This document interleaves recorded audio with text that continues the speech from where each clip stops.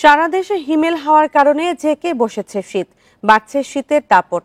সকালে সূর্য উঠলেও দুপুরের পর থেকে হালকা কুয়াশার সাথে বাড়ে শীতের তীব্রতা। মৃদু শৈত্যপ্রবাহের কারণে দুর্ভোগ বেড়েছে নিম্ন আয়ের মানুষ।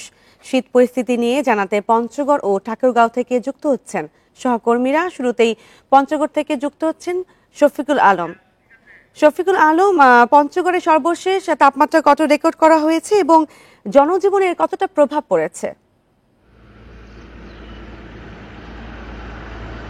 দেখুন, তেঁতুলিয়া আবহাওয়া অফিসের তথ্য যদি আমি বলি, তাহলে তেঁতুলিয়া, পঞ্চগড় এবং আশপাশ এলাকায় টানা ষষ্ঠ দিনের মতো কিন্তু মৃদু শৈত্যপ্রবাহ বয়ে চলেছে। তার কারণ আজকে সকাল ৬টায় প্রাথমিকভাবে সর্বনিম্ন তাপমাত্রা রেকর্ড করা হয়েছে ৯.২ ডিগ্রি সেলসিয়াস। গতকালকেও কিন্তু সর্বনিম্ন তাপমাত্রা ছিল ৯.১ ডিগ্রি সেলসিয়াস। আমরা দেখেছি যে গত শুক্রবারে পঞ্চগড়ে ৮.৪ ডিগ্রি সেলসিয়াস রেকর্ডের মাধ্যমেই কিন্তু এই পঞ্চগড়ে চলতি শীত মৌসুমের প্রথম মৃদু শৈত্যপ্রবাহ শুরু হয়। এরপর আমরা দেখছি যে এই ৬ দিন ধরেই সর্বনিম্ন তাপমাত্রা কিন্তু ৮ থেকে ১০-এর মধ্যেই ছিল।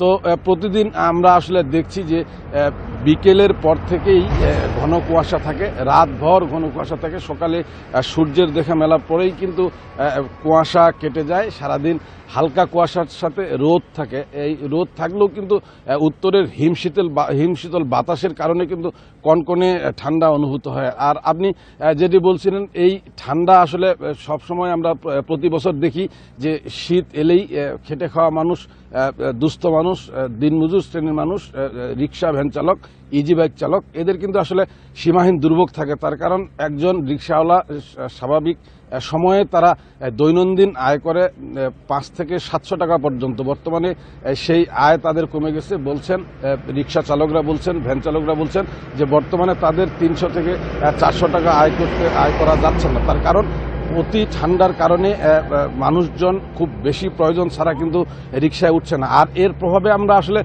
দেখছি যে যেই পঞ্চগড় শহর রাত ১০টা ১১টা নাগাদ ভিড় থাকে মানুষের, সেটি কিন্তু আসলে সন্ধ্যার পর থেকেই কেমন জানি শহর ফাঁকা হয়ে যাচ্ছে।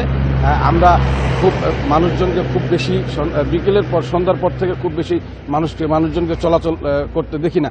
আমি কৃষি অফিসের সাথে কথা বলছি। আসলে কৃষি সম্প্রসারণ অধিদপ্তরের পক্ষ থেকে বলা হচ্ছে যে বীজতলার শীতকালীন সময়ে বীজতলার একটা ক্ষতির আশঙ্কা থাকে, যেহেতু প্রতিদিন রোদের কারণেই এই বীজতলার ক্ষতি বর্তমান হচ্ছে না। এই ছিল পঞ্চগড় থেকে শীত পরিস্থিতি নিয়ে সর্বশেষ।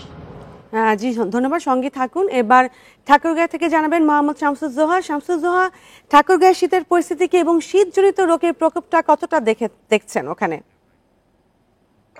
ঠাকুরগাঁও একটি শীত প্রধান এলাকা। বরাবরই কিন্তু শীত এ জেলায় বেশি হয়ে থাকে, কারণ হিমালয় কন্যাখ্যাত পঞ্চগড়ের পরে কিন্তু ঠাকুরগাঁয়ের অবস্থান। এই কারণে ঠাকুরগাঁয় শীতের দাপট কিন্তু অনেকটাই বেশি থাকে। তবে আমরা যেটি দেখছি যে ঠাকুরগাঁয় এবার একটু ব্যতিক্রম ভাবে শীতটি পার হচ্ছে, কারণ ঠাকুরগাঁয় প্রথমে যেমন শীত শুরু হয় নভেম্বরের প্রথমে, সেখানে কিন্তু ডিসেম্বরের প্রথম সপ্তাহ পর্যন্ত কিন্তু ঠাকুরগাঁয়ে তেমন একটা শীত ছিল না।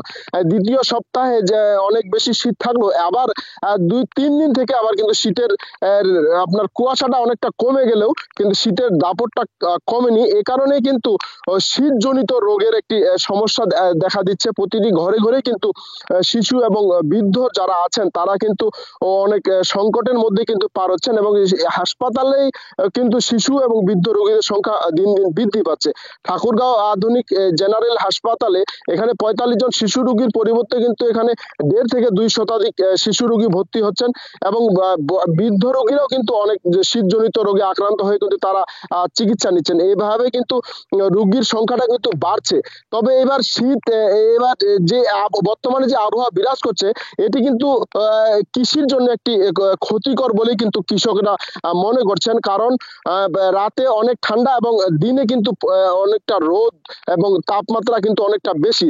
এই কারণে কৃষকেরা মনে করছেন যে এটি একটি কৃষির জন্য চ্যালেঞ্জ, কারণ এই শীত মৌসুমটি কৃষকের জন্য একটি দুর্ভোগের, কারণ এই শীতকে কাটিয়ে উঠতে পারলে কিন্তু কৃষকেরা লাভবান হন। এবং আর যদি এই শীতের মধ্যে তারা এই ক্ষতিকে কাটিয়ে উঠতে না পারেন, তারা কিন্তু অনেকটা ক্ষতিগ্রস্ত হয়ে থাকেন। কারণ আপনারা জানেন যে সারা বছরে কিন্তু একটা আলুর চাহিদা থাকে, আর এই আলু হচ্ছে শীত প্রধান ফসল। এবং এই ঠাকুরগাঁয়ে কিন্তু ব্যাপক পরিমাণে আলুর চাষ হয়েছে। এবারও কিন্তু প্রায় 50,000 হেক্টর জমিতে আলুর চাষ হয়েছে। এই আলু নিয়ে কিন্তু কৃষকেরা অনেকটা সমস্যার মধ্যেই পড়ছেন। তারা কিন্তু আলু এই শীতের মধ্যে অনেক পরিচর্যা করছেন। মানুষ যেমন গরম কাপড় এবং খড়কুটো দিয়ে শীত নিবারণ করছেন, তেমন ফসলকে কিন্তু তারা নানাভাবে রক্ষা করছেন। জি, ধন্যবাদ আপনাকে। পঞ্চগড় এবং ঠাকুরগাঁও থেকে শীত পরিস্থিতি জানাচ্ছিলেন সহকর্মীরা।